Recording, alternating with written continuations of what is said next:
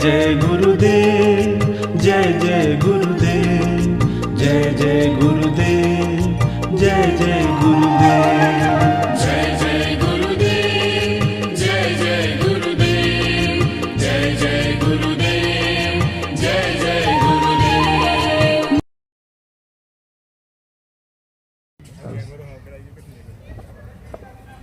ઘણાની પાસે અઢળક સંપત્તિ છે છતાં પણ દુઃખી છે.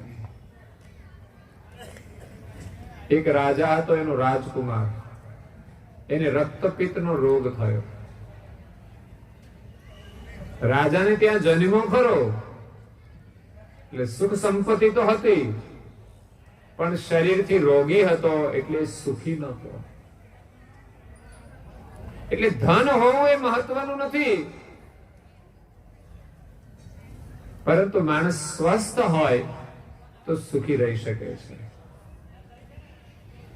છતાંય જ્યાં સુધી માણસની પાસે જ્ઞાન અને સમજણ નથી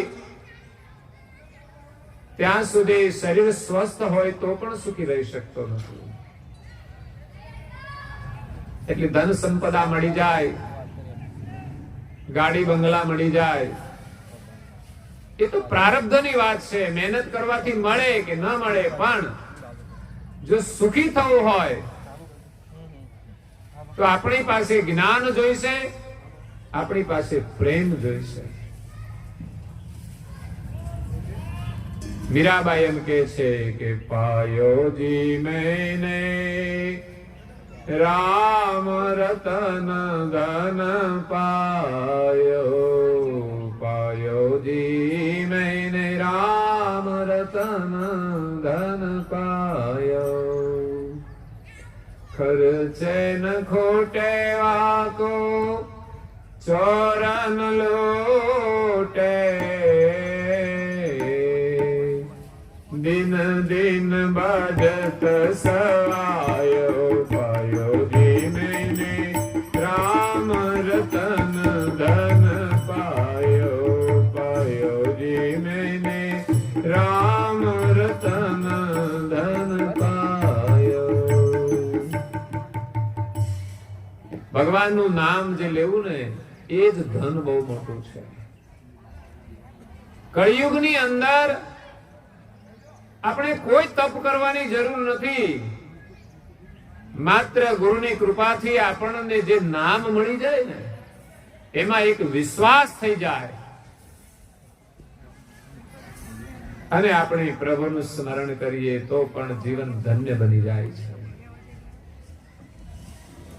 ગુરુના વચનોમાં વિશ્વાસ, ગુરુ પ્રત્યેનો આપણો જે પ્રેમ છે એ શ્રદ્ધાથી જો હશે તો એમની કૃપાથી આપણા બધા જ કાર્યો સફળ થશે. દિવ્ય પરમ ગુરુ આપણને સંસારના બંધનોમાંથી છોડાવવા માટે આવ્યા છે. પૂજ્ય શ્રી નારાયણદાસજી મહારાજ શ્રી ગુરુ મહિમાનું વર્ણન કરતા કહે છે કે જગબંધન અતિ જનકુ. આપણે સૌ આ જગતના બંધનમાં બંધાયેલા છીએ. એમાં આપણા તન અને મન બેહાલ થઈ ગયા છે, દુખી દુખી થઈ ગયા છીએ.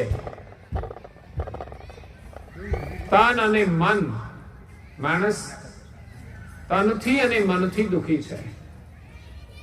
કોઈ તન દુખી, કોઈ મન દુખી, चित चिंता उदास, थोड़े थोड़े सब दुखी, सुख त्यागी के पास. સુખની આ પરિભાષા છે કે જેટલો તમે ત્યાગ કરશો સંસાર સુખનો, સંસારની માયાનો, સંસારના મોહનો, એટલા આપણે સુખી થઈશું. દુઃખના મૂળની અંદર આપણે જોઈશું તો દરેક દુઃખનું મૂળ એ મોહ હશે. સંસારનો જે મોહ છે, માયાનો જે મોહ છે, એ જ આપણા દુઃખનું કારણ છે.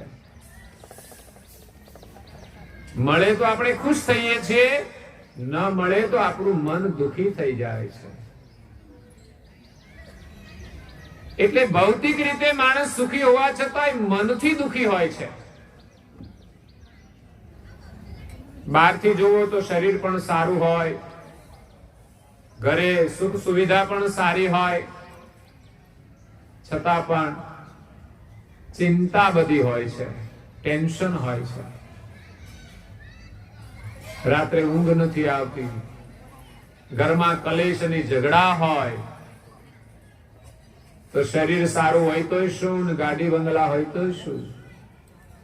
પરિવારમાં આપણે બધા સાથે હળી મળીને પ્રેમથી રહીએ એ જ સુખ છે.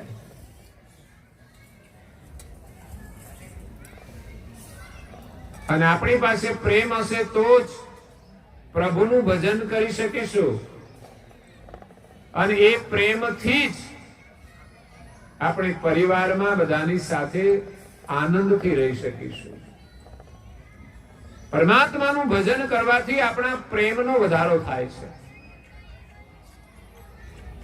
એની અંદર ઘણા બધા અવરોધ પણ આવે, પણ પરિણામ સ્વરૂપે એના પ્રેમનો સ્વીકાર થાય છે. પરમાત્મા સાથે જે પ્રેમ જોડાય છે એ દુનિયાના લોકો પ્રારંભમાં ન પણ સ્વીકારે, કારણ કે એને ભજન ના કરવું હોય એ તો સ્વીકારવાના નથી. પણ સરવાળે જ્યારે માણસ દુખી થાય ત્યારે એને વિશ્વાસ આવે છે કે ખરેખર સાચું સુખ તો પ્રભુના સ્મરણમાં છે. જગબંધન અતિ જનકુ તનમન કીએ બેહાલ. જગતની અંદર જે બંધનો છે એમાં આપણા તન અને મન બેહાલ થઈ ગયા છે. મહા વિકટ કળી કાળમાં પ્રગટે દીન દયાળ. એમાં એ કળી કાળની અંદર ભોગ વૈભવ હોવા છતાંય મનુષ્ય દુખી છે.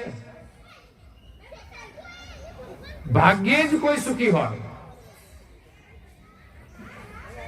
એવા મહાન વિકટ કળી કાળની અંદર જ્યાં સમાજની અંદર અંધશ્રદ્ધાઓ હોય, ભ્રષ્ટાચાર હોય, જ્યાં બલાત્કારોના સમાચાર મળે, આપણું મન કંપવા માંડે. આ બધી ઘટનાઓ કોઈ સાધારણ નથી. ધર્મ માર્ગની અંદર પણ અનેક પ્રકારની અંધશ્રદ્ધાઓ હોય, અનેક મતપંથની અંદર લોકો લડતા હોય. સંપ્રદાયો ભલે ભિન્ન ભિન્ન હોય, પણ કોઈની સાથે મતભેદ ના હોવો જોઈએ, કોઈની સાથે રાગ દ્વેષ ન હોવો જોઈએ. જેને જે યોગ્ય લાગે, જે સમજણ હોય એ પ્રમાણે ભક્તિ કરે. પરંતુ કળિયુગની અંદર તો ધર્મવાદ ચાલતો હોય છે. બહારથી વાતો એવી કરે કે બધા ધર્મ એક છે, પણ ભીતરની અંદર ખેંચતાણ ચાલતી હોય છે. એવા સમયની અંદર પરમ ગુરુ પ્રગટ થયા છે. મહા વિકટ કળી કાળમાં પ્રગટે દીન દયા. જ્યાં વિશ્વાસનો અભાવ છે. અત્યારે તમે જુઓ તો લગ્ન થયા પછી સંબંધોની અંદર વિશ્વાસ નથી રહેતો. પહેલાના સમયની અંદર લગ્નો થતા એ મા બાપની ઈચ્છા પ્રમાણે થતા, અને પછી જીવનમાં કોઈ પણ મુશ્કેલી આવે છતાં પણ પોતાના કર્મનું ફળ માનીને લોકો સ્વીકારતા હતા. જ્યારે વર્તમાન સમયની અંદર કળિયુગ છે એટલે લોકો સહેજ પણ સહન કરવા તૈયાર નથી. નાની નાની બાબતોમાં લોકોના સંબંધો વિચ્છેદ થઈ જાય છે.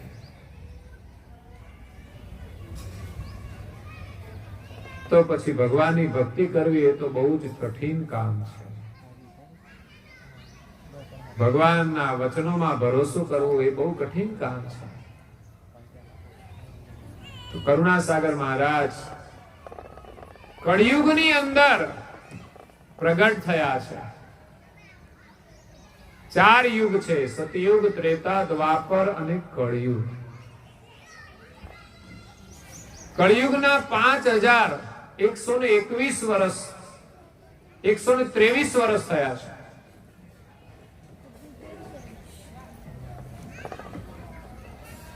સતયુગની અંદર સત્ય જ હતું, સત્યનું પાલન કરતા હતા, અને કળિયુગમાં સત્યનું પાલન કરવું ઘણું કઠિન છે. કોઈનો ફોન આવે તો આપણે જૂઠું બોલવું પડે, તમારા ભાઈ ઘરે નથી, હું બહાર છું, એમ વાતમાં લોકો જૂઠું બોલતા હોય છે. કારણ યુગ પ્રભાવ છે. આજના સમયની અંદર વ્યસનો એટલા વધ્યા છે, ફેશનો પણ એટલી બધી વધી છે. એમાં વિશ્વાસ છે પણ પ્રભુના ભજનમાં વિશ્વાસ નથી. લોકો શરીરને સુંદર બનાવે છે પણ પોતાના જીવનને સુંદર નથી બનાવતા, પોતાના સ્વભાવને સુંદર નથી બનાવતા. ખરેખર આપણી શોભા આપણા સ્વભાવથી છે. જેટલો આપણો સ્વભાવ સુંદર હશે એટલું જ આપણું જીવન સુંદર બનશે. શરીર તો જે મળ્યું છે તે જ મળ્યું છે, એમાં ગમે તે પ્રયાસ કરીશું બહુ લાંબો ફરક નહીં પડે, પરંતુ સ્વભાવને સુધારવાનો છે. મહાપુરુષો એમ કહે છે કે સત્સંગમાં જવાથી જીવનો સ્વભાવ સુધરે છે.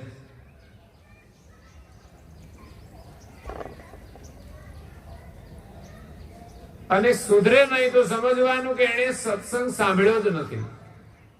વાતો કરી હોય, આડું અવળું જોતા હોય એટલે સાંભળવામાં ના આવે, સમજવામાં ના આવે તો કોઈ ફેર પડતો નથી.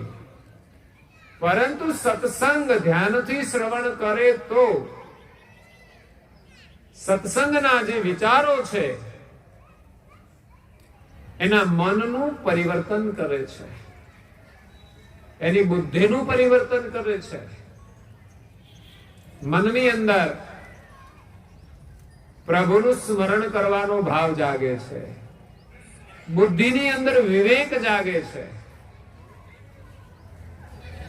એટલે આપણા સ્વભાવને સુધારવાનો છે. સત્સંગના એક એક વચનો બહુ જ અણમોલ હોય છે, જે આપણા જીવનને સુધારીને પરમ આનંદની પ્રાપ્તિ કરાવે છે. આપણે બધા જ ઈચ્છા કરીએ છીએ કે મને સુખ મળે, મને આનંદ મળે, પરંતુ આપણે આપણી રીતે આનંદ લેવા દોડીએ છીએ. આ રમકડું મળી જાય તો હું સુખી થઈ જાઉં, આ ભોગ મળી જાય તો હું સુખી થઈ જાઉં, આવા કપડા પહેરું તો હું સુખી થઈ જાઉં.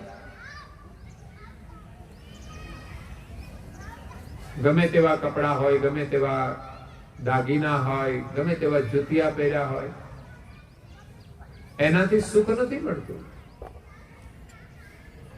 ગમે તેટલી કિંમતી ચીજો પહેરીએ છતાં પણ મૃત્યુ તો આવવાનું જ છે, બીમારીઓ આવવાની છે, તો આપણે દુઃખી થવાના છીએ. એટલે આપણું આરોગ્ય સારું રહે એના માટે આપણે સભાન રહેવાનું છે.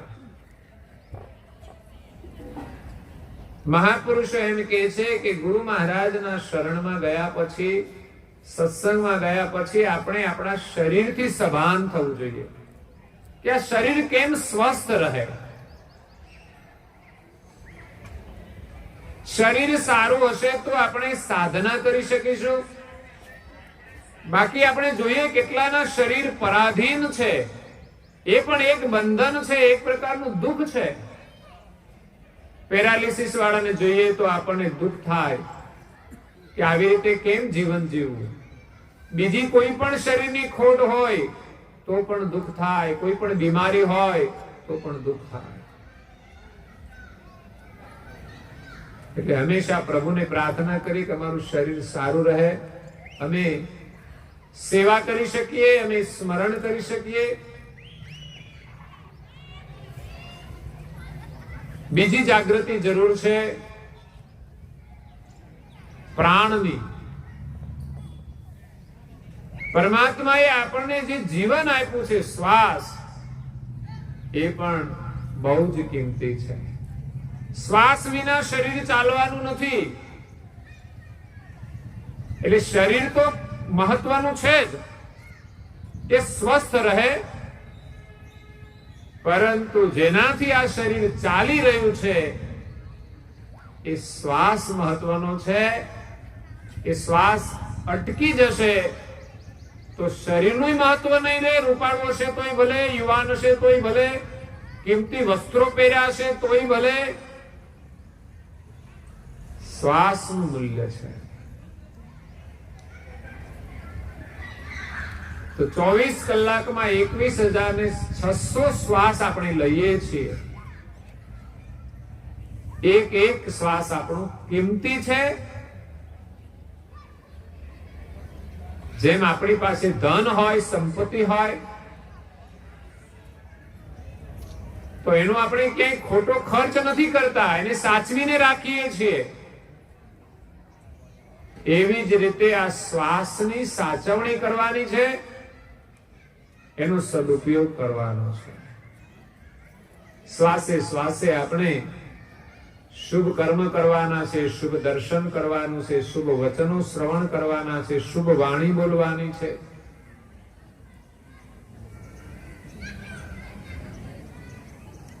તો શ્વાસ કિંમતી છે.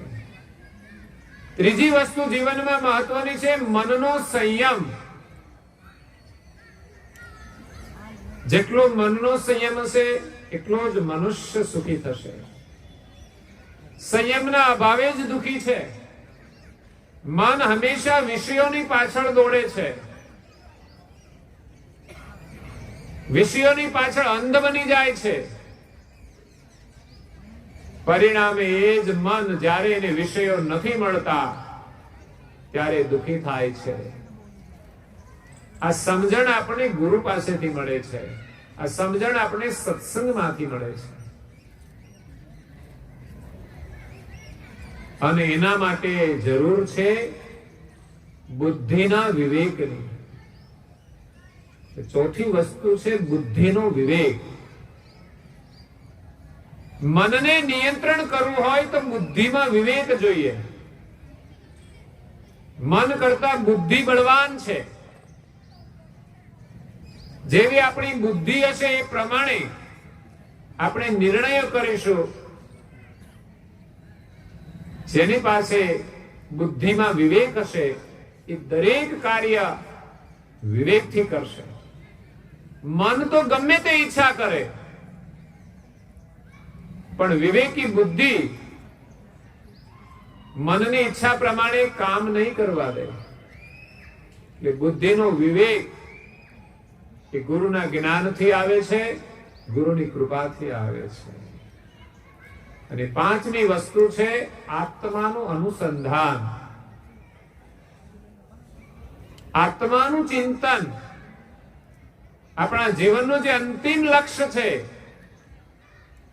કે આ શરીરમાં રહેલા આત્મા એ કેવો છે. બીજું બધું તો આપણે જોઈએ છીએ, આખી દુનિયા ફરીએ છીએ, પણ આ શરીરમાં રહેલું આપણું સ્વરૂપ આપણે જોવાનો વિચાર નથી કરતા. અને એને જોવા માટે ગુરુ મહારાજે આપેલો જે મંત્ર છે એનું આપણે ધ્યાન કરીશું, પણ વિશ્વાસ હોવો જોઈએ. પરમ ગુરુની આજ્ઞા છે, એમણે જે મંત્ર આપ્યો છે એ મંત્રનો જપ કરવામાં આપણને વિશ્વાસ હોવો જોઈએ. બાકી આપણે બધું જ કરીએ, પરંતુ મંત્રમાં વિશ્વાસ. પરમ ગુરુની આજ્ઞા અનુસાર મંત્રનો જપ કરવો એ વિશ્વાસ.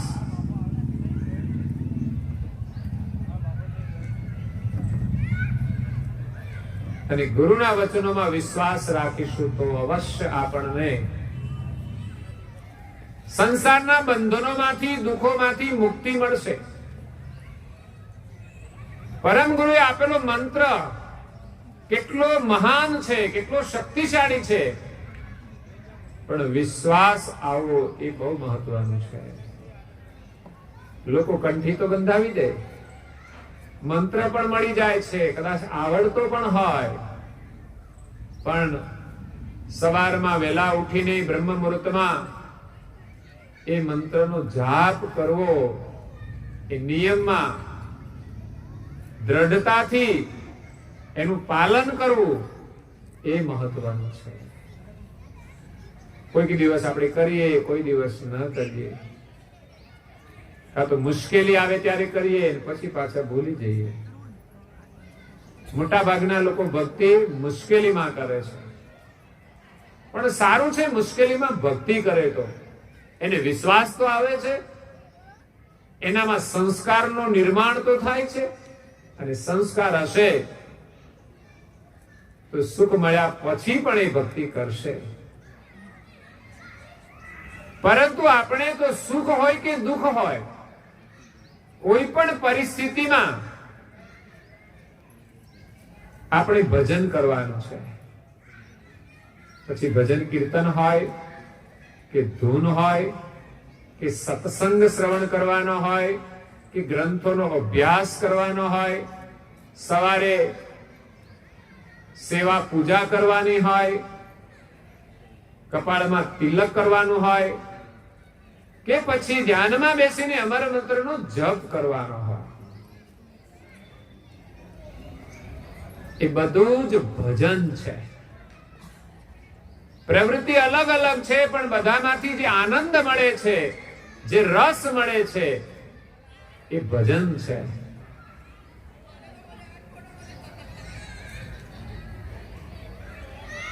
हे राम रस ऐसा है मेरे भाई, जो कोई पिए अमर हो जाए.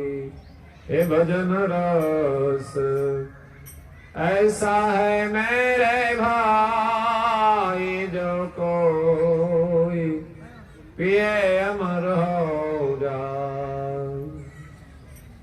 ए मीठा मीठा सब कोई पिए, कड़वा पिए नहीं को,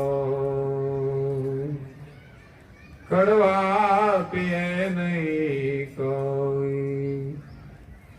एक बार जो कड़वा पिए तो सबसे मीठा हो राम रस.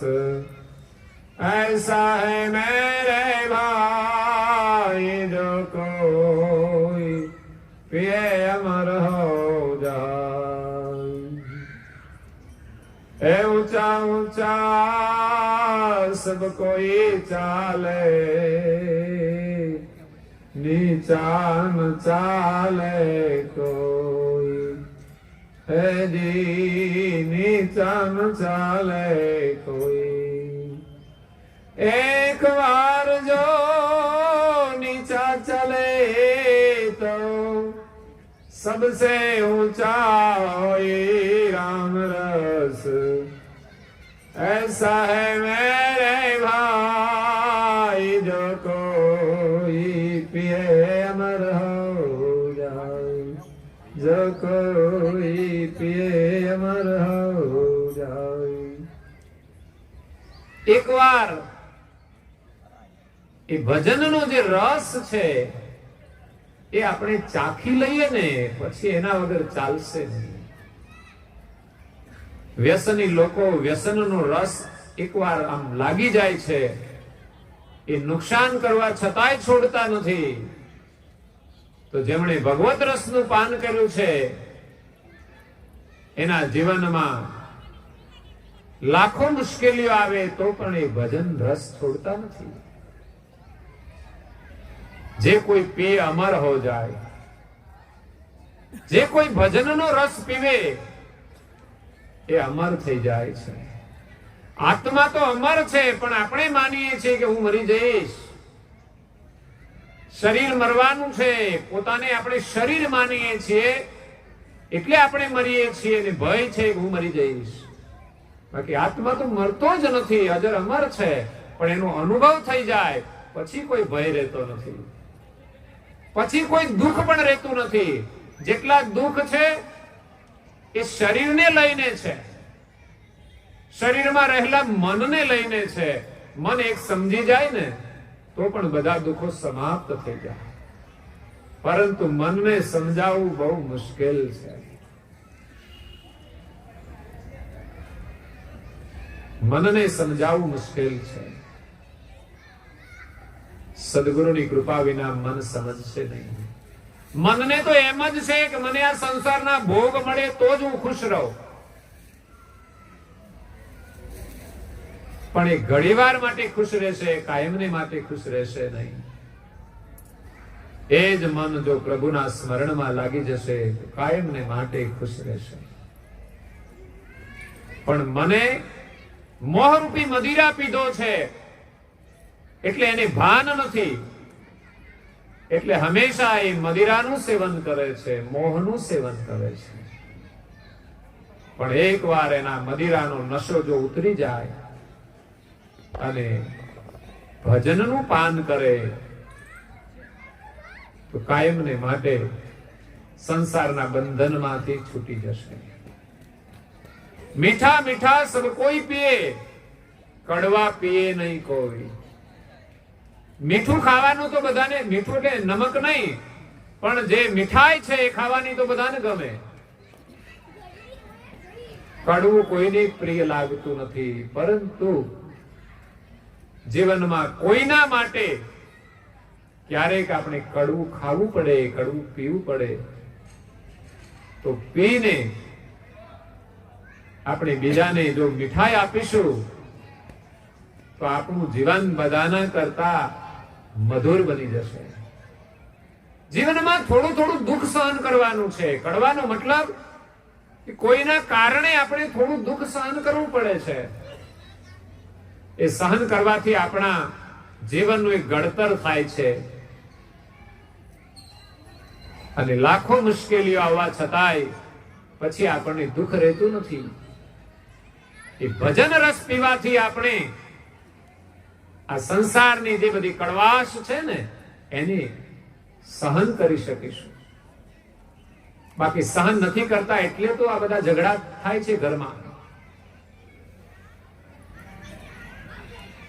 એટલે મીઠું બધાને ભાવે છે, ગળ્યું બધાને ભાવે છે, કડવું કોઈને ગમતું નથી. પણ એક વાર જો આપણે કડવાનું સેવન કરીશું ને તો સૌથી મધુર રસ આપણને મળી જશે. ઊંચા ઊંચા સબ કોઈ ચાલે, બધાને ઊંચું જ ચાલવું છે એટલે તો એડી વાળા બૂટ લાવે છે. બોલો, એક વેતની એડી લાગે તો અમારું ઊંચું ચાલવું છે, પણ પગ મચકોડાઈ જશે ત્યારે ખબર પડશે. બિલકુલ નહીં ચલાય. જેટલા ઊંચા ચાલવા પ્રયત્ન કરીએ છીએ ત્યારે પડીએ છીએ ત્યારે દુઃખી થઈએ છીએ.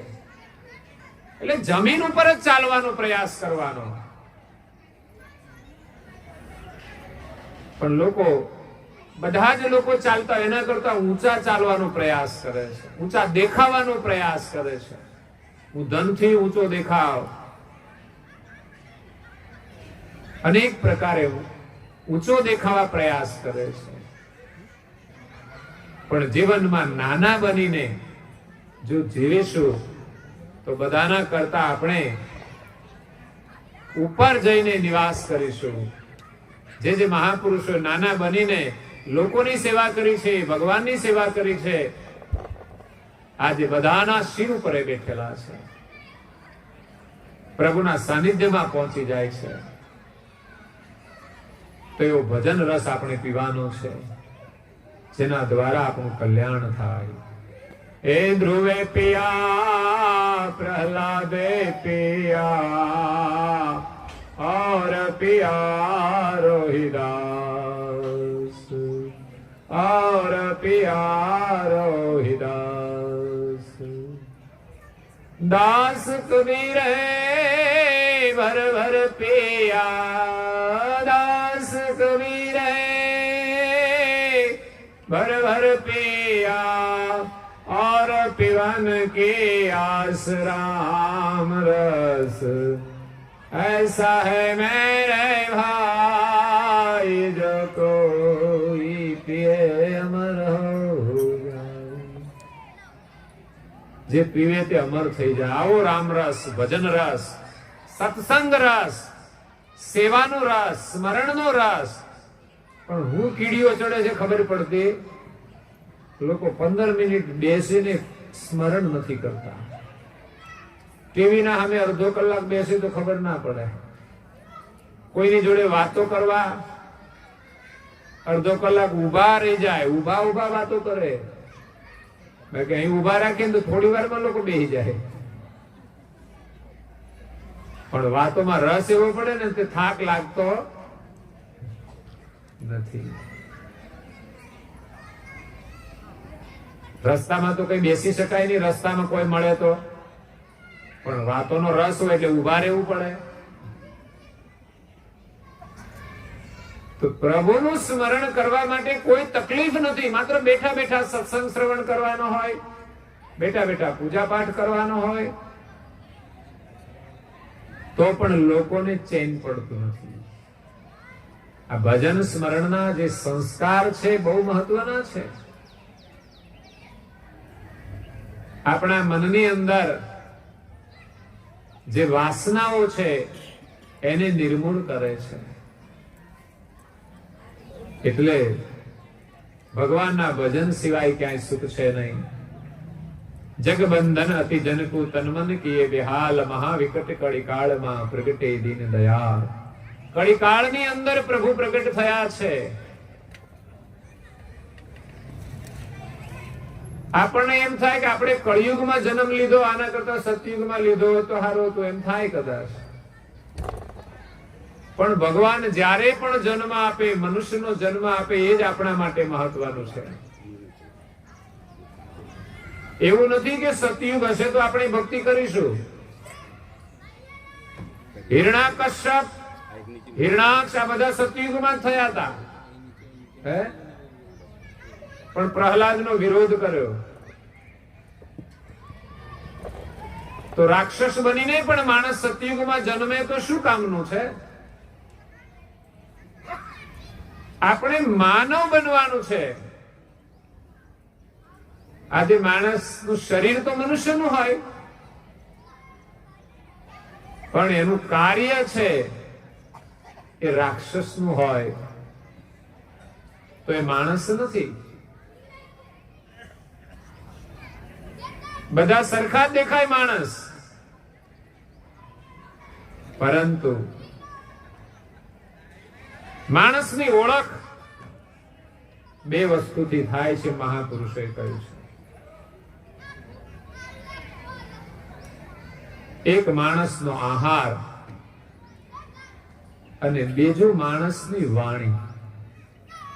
માણસ માણસ છે એ માનવ છે કે દાનવ છે એની ઓળખ બે પ્રકારે થાય છે। એક માણસની વાણી ઉપરથી માણસને ઓળખાય છે અને બીજું માણસના આહાર ઉપરથી એની ઓળખ થાય છે।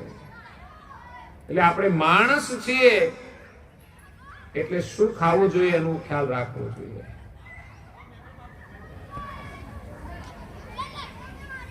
અને બીજું આપણી વાણી પવિત્ર હોવી જોઈએ, આપણી વાણી સત્ય હોવી જોઈએ, આપણી વાણી કોમળ હોવી જોઈએ, આપણી વાણી મધુર હોવી જોઈએ।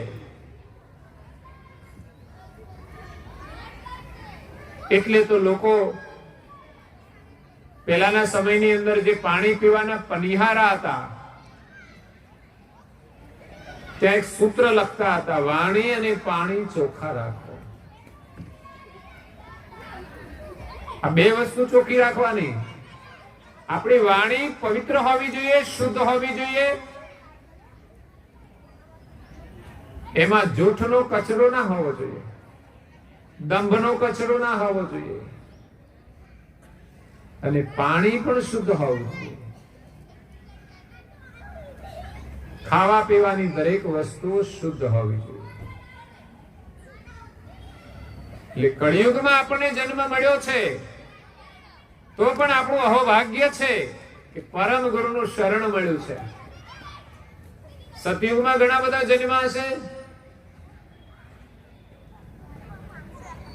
પરંતુ ગુરુના શરણમાં ગયા વિના જીવનનો કોઈ અર્થ નથી. માનવ જીવન મળી જાય, પણ જો જીવનમાં ગુરુ ન કરીએ તો આપણું જીવન પશુ સમાન છે. મનુષ્ય જીવનમાં જો પ્રભુનું સ્મરણ ન કરીએ, કોઈની સેવા ન કરીએ, તો આપણું જીવન પશુ સમાન છે. એટલે કળિયુગમાં પણ આપણને મનુષ્યનું જીવન મળ્યું છે એ ખરેખર આપણું અહોભાગ્ય છે. કળિયુગનો બહુ મોટો લાભ છે. સતયુગમાં તમે હજારો સંપૂર્ણ સત્યનું પાલન કરો ત્યારે તમને પરમાત્માની પ્રાપ્તિ થાય. હજારો વર્ષ વીતી જાય. ત્રેતા યુગની અંદર હજારો વર્ષ તપ કરો ત્યારે તમને કંઈક લાભ મળે. દ્વાપર યુગની અંદર તમે ધ્યાન અને માનસી પૂજા કરો ત્યારે લાભ મળે. એ જ લાભ કળિયુગની અંદર માત્ર ક્ષણવાર માટે શુદ્ધ મનથી જો હરિનું સ્મરણ કરવામાં આવે તો એના દર્શન થઈ શકે છે. પણ શુદ્ધ મન જોઈએ. વર્તમાન સમયની અંદર આપણા મનને શુદ્ધ રાખવું ઘણું કઠિન છે, કારણ કે કળિયુગ છે. પણ કળિયુગનો લાભ એ છે કે ક્ષણવાર માટે પણ જો આપણું મન શુદ્ધ ભાવથી, સાચા હૃદયથી પ્રભુનું સ્મરણ કરે, પ્રભુનો પોકાર કરે, તો પ્રભુ પ્રગટ થાય છે, પ્રભુ આપણું કાર્ય કરે છે. કોઈએ કહ્યું છે કે ગાયના સિંગ ઉપર એક રાયનો દાણો કેટલો સમય રહે, તો ગાયનું સિંગ તો ગોળ હોય, એટલે મૂકો એટલે 1 સેકન્ડમાં એ નીચે પડે. ભેંસનું સિંગ કદાચ ચપટું પણ હોય એટલે એના ઉપર રહી શકે. તો એટલી વાર પણ આપણે જે નામ સ્મરણ કરીએ છીએ એનો બહુ મોટો લાભ છે. કારણ કે કળિયુગની અંદર માણસ જો સ્મરણ કરે એ બહુ મહત્વપૂર્ણ છે.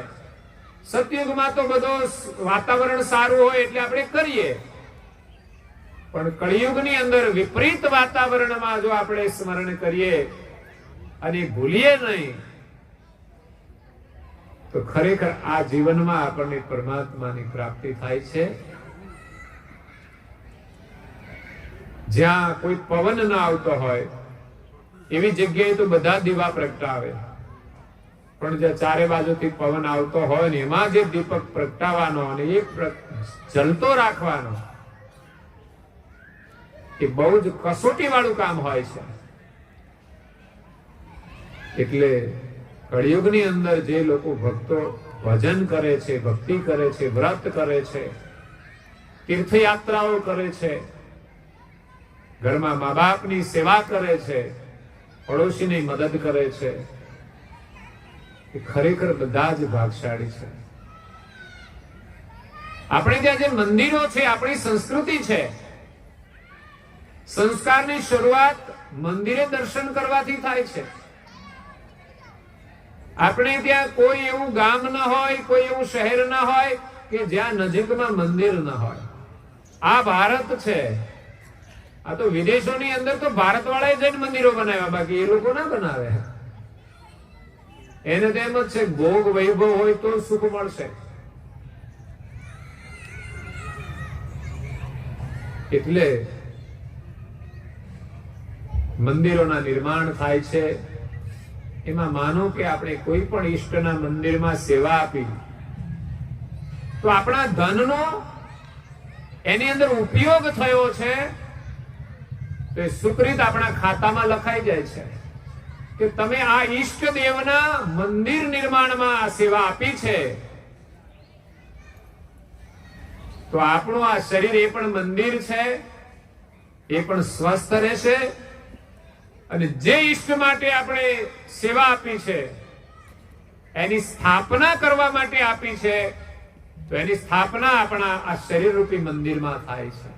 આપણી આસ્થા બંધાય ને મંદિરમાં તો હંમેશા આપણે એમના દર્શન કરવા જઈશું તો આપણા હૃદય મંદિરમાં પણ એની સ્થાપના થશે. આ એક નાનકડું કાર્ય છે મંદિર નિર્માણનું, એ કોઈ સાધારણ નથી.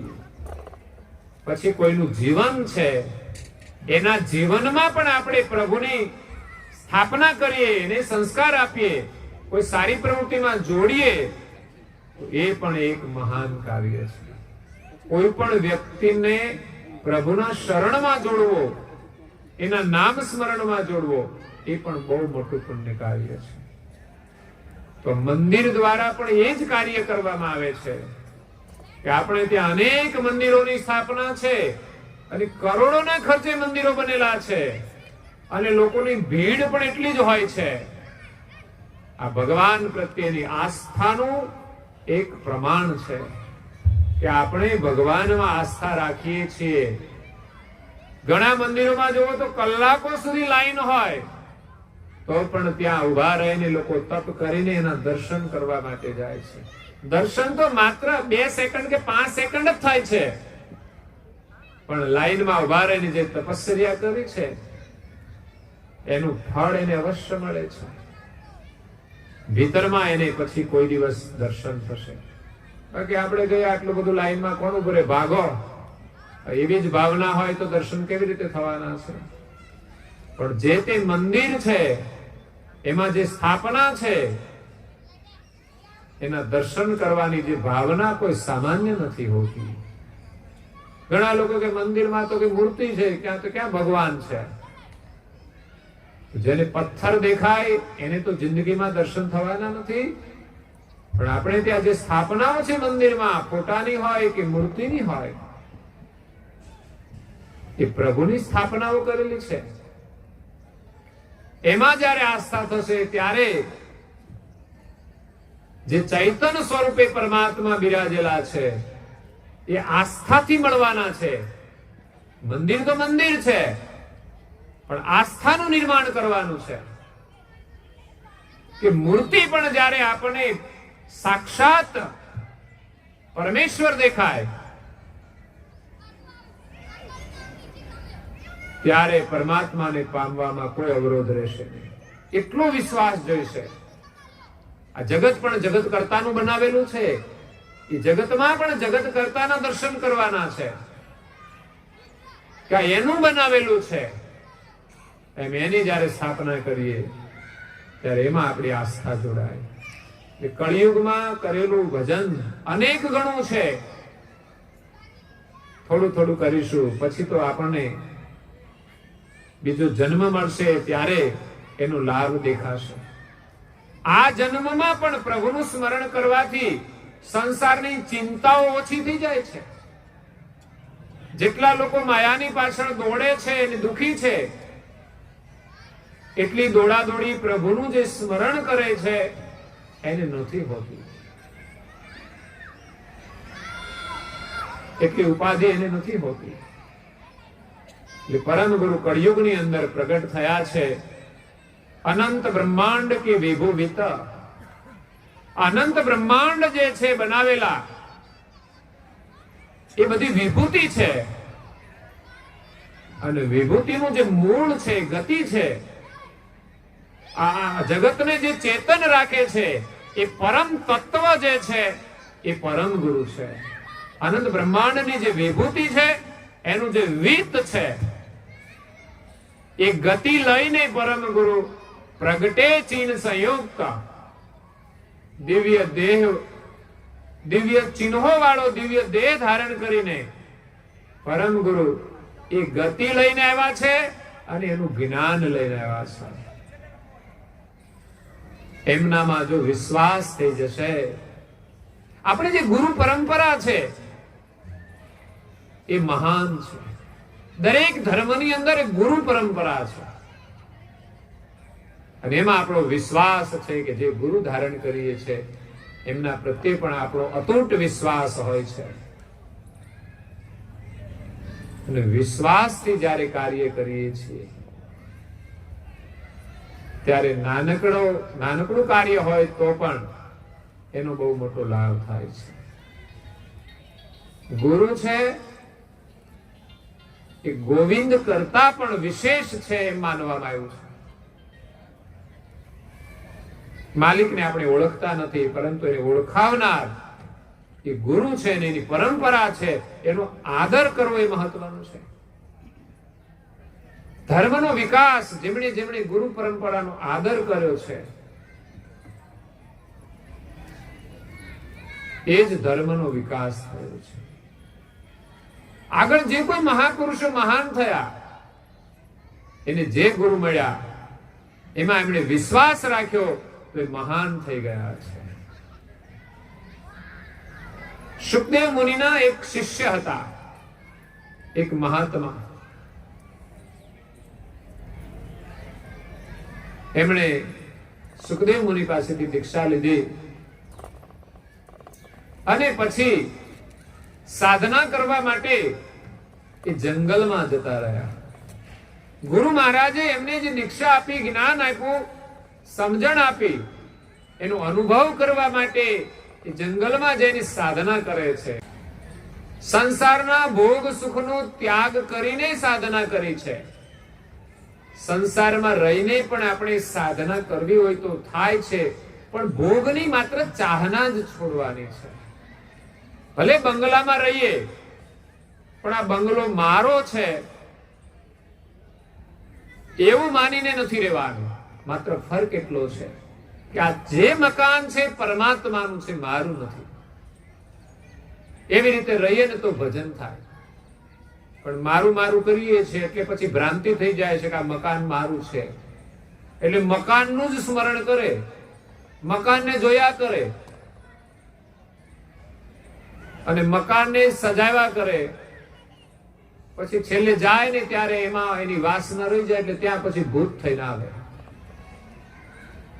કે આ મકાન મારું છે. સંસારની કોઈ પણ ચીજ મારી માનવાથી એ જીવાત્માને ત્યાં ભટકવું પડે. એટલે મારાપણાની મમતા છોડવાની છે. સંસારમાં રહીને પણ ભક્તિ થાય છે. આપણા પ્રારબ્ધ પ્રમાણે જે સગવડ મળી હોય એમાં રહીને આપણે ભક્તિ કરવાની છે. પરંતુ જો આપણા માટે બાધારૂપ હોય તો એનો ત્યાગ કરવો જોઈએ. લગ્ન કરવા કે ન કરવા એનો નિર્ણય જ્યારે કરવાના હોય ત્યારે વિચારવાનો કે સંસારમાં રહીને આપણાથી ભક્તિ થશે. સંગ દોષમાં રહીને આપણે ભજન કરી શકીશું. પણ જેને સંસારમાં જ રહેવું છે ને એનો જ આનંદ કરવો છે એ તો એ ભાવથી જ જોડાય છે. પણ જેને ભક્તિ કરવી છે એને વિચારવાનું કે આ બધા વાતાવરણમાં આપણાથી નહીં રહી શકાય તો પછી એકલા કરવા. અને કદાચ સમજણ વગર જોડાઈ ગયા તો પછી એને નિભાવવાનું અને જે રીતે થાય એ રીતે પ્રયાસ કરવાનો. આ બે જ વિકલ્પ છે. આપણને એમ થાય કે ઘણા મહાપુરુષો ઘર છોડીને જંગલમાં જઈને તપ કર્યું તો શું આપણાથી નહીં થાય? થઈ શકે છે. એ તો જેનું મન કાચું હોય એને પછી આ બધું છોડીને કરવું પડે. અને મન જેનું પરિપક્વ થઈ જાય એ સંસારમાં રહીને પણ ભક્તિ કરી શકે છે. અને ક્યારેક તો સંસારમાં એટલી બધી જંજાળ હોય છે કે એમે નફરત આવવા માંડે. આ તો શરૂમાં બહુ મોહ હોય પણ પછી તો દુઃખમાં એની જાતે જ વૈરાગ આવી જાય ને પ્રભુમાં આપણી શ્રદ્ધા થઈ જાય છે. પછી એક વિશ્વાસ આવી જાય કે સંસારમાં ક્યાંય સુખ છે જ. કેટલાય કડવા અનુભવો થયા પછી આપણું મન સમજે છે કે આમાં ક્યાંય સુખ નથી, અને પછી બહુ પ્રયાસ પણ ન કરે.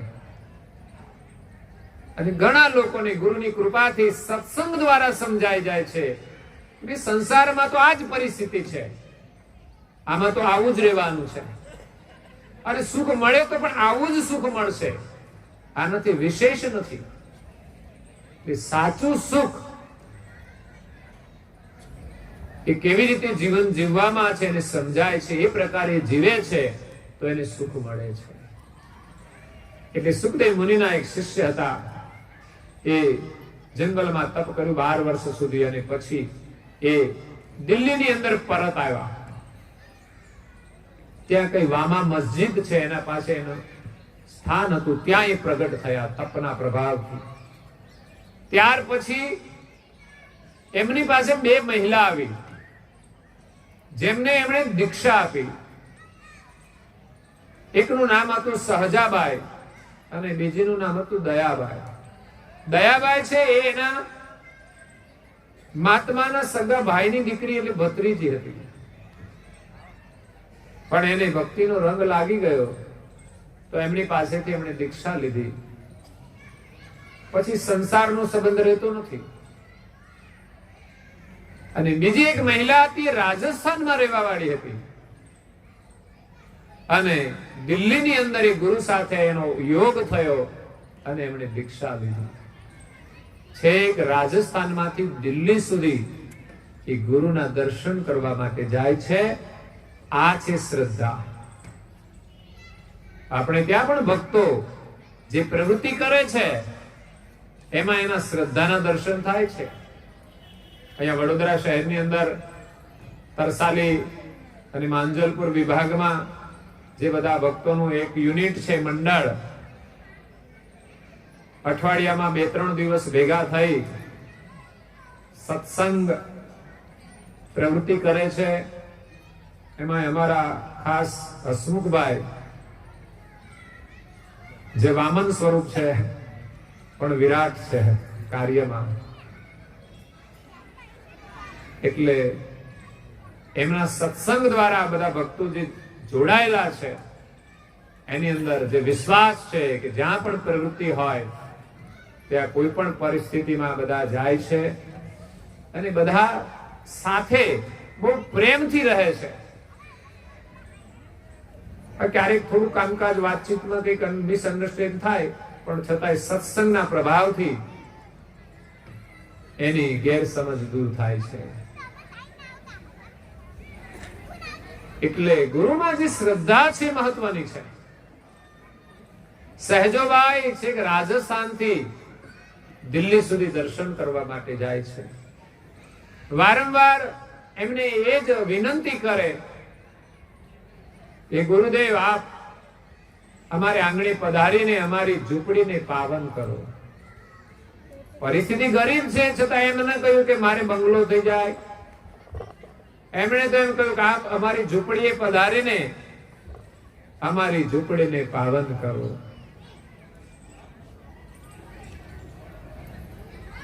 એક વાર આવજો પ્રભુ મારી ઝૂંપડીએ, મારી ઝૂંપડીએ પ્રભુ મારી ઝૂંપડીએ, એક વાર આવજો મારી ઝૂંપડીએ. મારી ઝૂંપડીએ નથી ભોજન લાડવા, મારી ઝૂંપડીએ નથી ભોજન લાડવા, કાઢો ને ટુકડો પ્રભુ મારી ઝૂંપડીએ, કાઢો ને ટુકડો પ્રભુ મારી ઝૂંપડીએ. ઊંચા ઊંચા મહેલ નથી, પરંતુ એક નાની ઝૂંપડી છે. અને ગુરુદેવ પણ એ હોય છે સાચા કે કોઈનું ઝૂંપડું કે મહેલ નથી જોતા.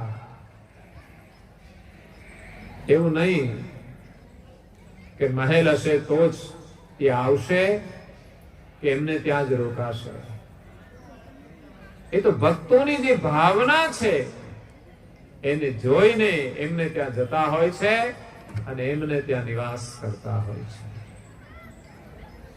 રામ જ્યારે વનની અંદર જાય છે ત્યારે ઘણા મોટા મોટા મઠધારી સંતો હતા, પણ બધાને છોડીને રામજી શબરીની ઝૂંપડીએ જાય છે અને એમ કહે છે કે એમના એઠા બોરે ખાય છે.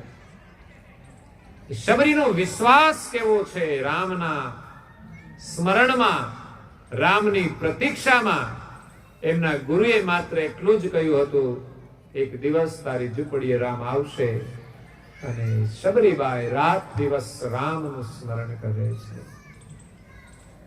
રામા રામા રટતે રટતે બીતી રે ઓ મારી રામા, હે રામા રટતે રટતે બીતી રે ઓ મારી રઘુકુલ નંદન કબ આવોગે ભીલની કી ડગરિયા રામા રામા રટતે રટતે બીતી રે ઓ મારી. કેવો વિશ્વાસ હશે, કેવી લગની હશે કે આખી જિંદગી રામના સ્મરણમાં વીતી ગઈ અને એના વિશ્વાસના ફલ સ્વરૂપે એને એક દિવસ રામના દર્શન થયા.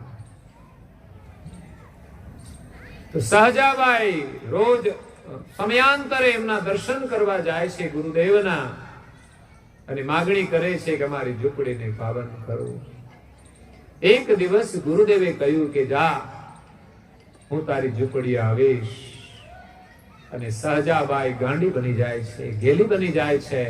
એના રોમ રોમ પુલકિત થઈ જાય છે કે આજે મારે ઘરે ગુરુદેવ પધારશે અને મારી ઝૂંપડીને પાવન કરશે. પછી તો એની ઝૂંપડીની સજાવટ શરૂ કરી દે છે, સાફ સુફ કરી દે છે, ફૂલોથી શણગારી દે છે. ગુરુદેવ આવશે અને બેસવા માટે આસન જોઈશે તો એ જાતે ઘાસનું આસન બનાવે છે અને ગુરુદેવની પ્રતીક્ષા કરે છે. એક દિવસે સૂર્યોદય થવાની તૈયારી છે અને ગુરુદેવ આવે છે. સાથે સાથે હરિ પણ ત્યાં પ્રગટ થાય છે. ગુરુદેવના દર્શનનું ફળ છે કે ગુરુદેવની કૃપાથી આજે હરિના પણ દર્શન થયા છે. પરંતુ પેલા પ્રણામ એ ગુરુદેવને કરે છે. આસન એક છે અને આજે એની ઝૂંપડી ગુરુદેવ અને હરિ બંને પધાર્યા છે. પણ હરિને કહે છે કે આ ઉનાળાનો સમય છે, ગરમી છે, અમારા ગુરુદેવને ગરમી થાય એટલે તમે હવા નાખો કે છે. બોલો, હરિને પંખો પકડાવી દીધો. આ ગુરુની સેવા હતી, એનો ભાવ હતો કે આ ગુરુની કૃપાથી મને આજે હરિના દર્શન થયા છે. અને એવા જે ગુરુ હોય એને હવા નાખવા માટે તો હરિ પણ તૈયાર થઈ જાય. એટલે મહાન વિકટ કડી કાળની અંદર પરમ ગુરુ પ્રગટ થયા છે. સંસાર સાગરની અંદર આપણને તારવા માટે આવ્યા છે અને ગુરુ સિવાય આ સંસારની અંદર કોઈ આપણને તારી શકશે નહીં. ગુરુ કરવા એ જરૂરી છે અને ગુરુમાં આપણી શ્રદ્ધા હોવી મહત્વની છે. તો આજે કૈવલધામવાસી લીલાબેનની પાવન સ્મૃતિમાં એમના પરિવારજનો શ્રી સુરેશભાઈ અને એમના સુપુત્ર સપરિવારની હાર્દિક ભાવનાથી આજે સદગત આત્માની શ્રદ્ધાંજલિ રૂપે આજના દિવ્ય સત્સંગનું આયોજન કરવામાં આવ્યું છે,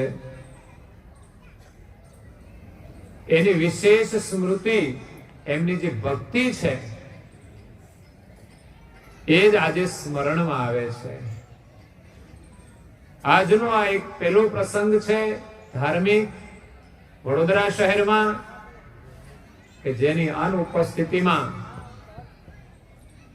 એમની ફોટોકૃતિની સાનિધ્યમાં આપણે ઉજવી રહ્યા છીએ. એમને આપણે ભાવભીની શ્રદ્ધાંજલિ આપી રહ્યા છીએ. અહીંયા આવ્યા છે બધા એના સગા સ્નેહીઓ પણ છે અને વિશેષ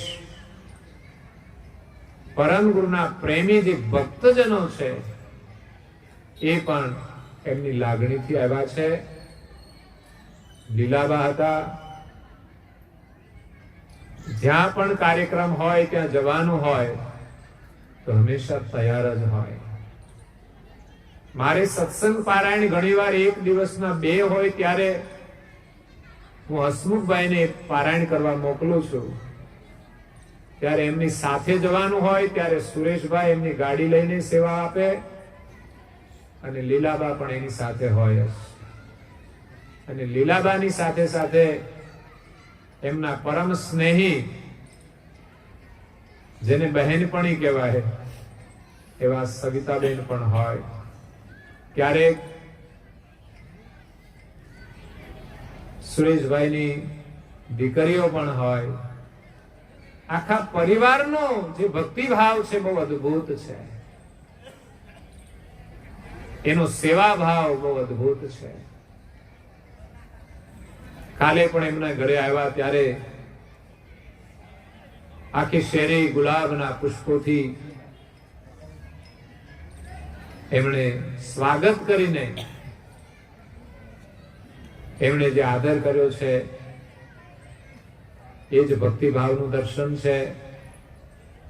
એમના ઘરને પણ એમણે ગુલાબની રંગોળીઓથી સજાયું. અહીંયા પણ આગળ ગુલાબના પુષ્પોથી બાલતિલક અને સત્યવલ સાહેબની રંગોળી પૂરી છે. એટલે આજના પ્રસંગે આ રંગોળી કરવાનો આનંદ છે અને સાથે સાથે લીલાબેનની ગેરહાજરીનો ગમ પણ છે, દુઃખ પણ છે, શોક પણ છે. એટલે એમના જે નિકટના સ્નેહીજનો છે એ પ્રસંગોપાત એમનું હૃદય વિહવળ થઈ જાય છે. સુરેશભાઈની આત્મીયતા સંબંધ કરતા વિશેષ ભક્તિથી હતી. એટલે એમને જીવનમાં ખોટ દેખાય છે. એના પરિવારમાં પણ જાગૃતિ લાવનાર લીલાબાનું યોગદાન બહુ મહત્વનું હતું. એટલે પરિવારમાં પણ એની ખોટ દેખાય છે. અને આજે જે વડોદરા વિભાગની અંદર ધાર્મિક પ્રવૃત્તિ ચાલે છે એમાં પણ એની ઉપસ્થિતિ અને યોગદાન મહત્વનું હતું. ત્યારે મંડળમાં પણ એક સભ્યની બહુ મોટી ખોટ દેખાય છે. અને એમાં અમારા સવિતાબેન છે, એમને જવા માટે એનો જે સથવારો હતો એ છૂટી ગયો છે. એટલે પરિવાર જેટલી જ ખોટ એ સવિતાબાના જીવનમાં થઈ છે. એટલે આ સદગત આત્માની પાછળ દિવ્ય સત્સંગ પારાયણ રાખવામાં આવ્યું છે. કારણ કે સત્સંગ પ્રેમી હતા, ભજન પ્રેમી હતા અને એનાથી જ સદગત આત્માને શાંતિ મળે. પરિવારજનોને પણ આવા પવિત્ર કાર્ય દ્વારા આશીર્વાદ મળે પરમ ગુરુના, અને જે પરિવારજનો છે એમને પણ એના માતૃશ્રીના આશીર્વાદ પ્રાપ્ત થાય. આ એક મહાન કાર્ય છે જે સત્સંગ દ્વારા અનેક જીવનનું કલ્યાણ થયું છે. એ સત્સંગનો લાભ આજે સદગત આત્માની પાછળ એમના પરિવારજનોએ લીધો છે. એમના સગા સ્નેહીઓએ લીધો છે અને અહીંયા પરમ ગુરુ પરિવારના જે પ્રેમી અને નેમી ભક્તજનો આવ્યા છે એમને પણ પ્રાપ્ત કરીને પરમ ગુરુના આશીર્વાદ મેળવ્યા છે. ખરેખર અહીંયા જેટલા પણ આવ્યા છે એનું કલ્યાણ નિશ્ચિત છે. ભલે કોઈ પણ ઈષ્ટદેવને માનતા હોય, પરંતુ આજે આ સ્થાનમાં આવીને એ બેઠા છે, પરમ ગુરુના અહીંયા દર્શન થયા છે, એમની વાણી સાંભળી છે અને અંતે પારાયણની આરતી દર્શનનો લાભ બધાને મળશે. આ એક બહુ જ મહાન સુકૃત છે. એ સુકૃત દ્વારા પરમ ગુરુ બધાનું કલ્યાણ કરશે. તો વિશેષ આપણો સમય થાય છે, તો પરિવારજનોને ખૂબ ખૂબ ધન્યવાદ છે. પરમ ગુરુની કૃપા પરિવાર ઉપર નિરંતર વરસતી રહે. પરિવારનો જે પ્રેમ છે પરિવાર પ્રત્યે એ પણ પેઢીગત એવો જીવંત રહે. પેઢીની અંદર પણ એવા જ સંસ્કાર કાયમ રહે અને પરમ ગુરુ પ્રત્યેની જે લાગણી છે એ પણ એમની એવી અખંડ રહે, એવી પરમ ગુરુને પ્રાર્થના કરી અને અહીંયા મારી વાણીને વિરામ આપું છું. અસ્તુ સત્કેવલ સાહેબ. आरती चक्र स्वराज करुणेश सेवल करता की जय. श्री कृष्ण स्वामी महाराज की जय. परम गुरु श्रीमद करुणा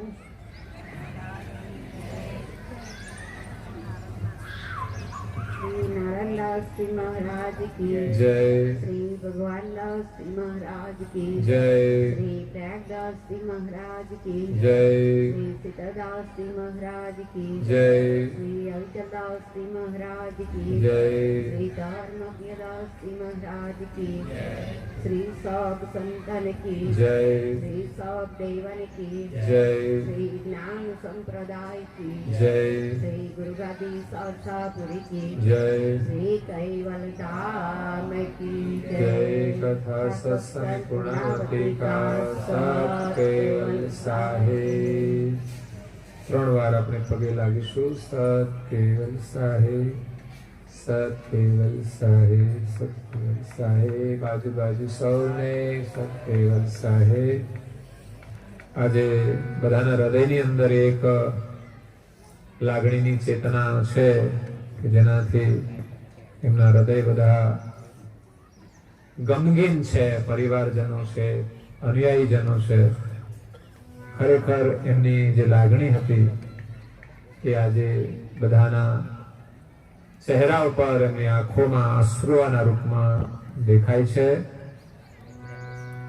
પરમાત્મા પરમ ગુરુ એના સાનિધ્યમાં એમને અખંડ નિવાસ આપે, પુનઃ માનવ જન્મ આપી ને પુનઃ અમારા વચ્ચે રહીને પરમ ગુરુની ભક્તિ કરે અને પોતાનું જીવન સફળ કરે. પરિવારજનો બધા અહીંયા આગળ આવશે. સદગત આત્માને આપણે શબ્દોથી શ્રદ્ધાંજલિ આપીશું. પરિવારજનો, એમના દીકરા દીકરીઓ અહીંયા પુષ્પ રાખી અને પ્રાર્થના રૂપી શ્રદ્ધાંજલિ આપીશું અને પછી એ જ પુષ્પો પ્રાર્થનાના એ પરમ ગુરુના શરણમાં આપણે અર્પણ કરીશું.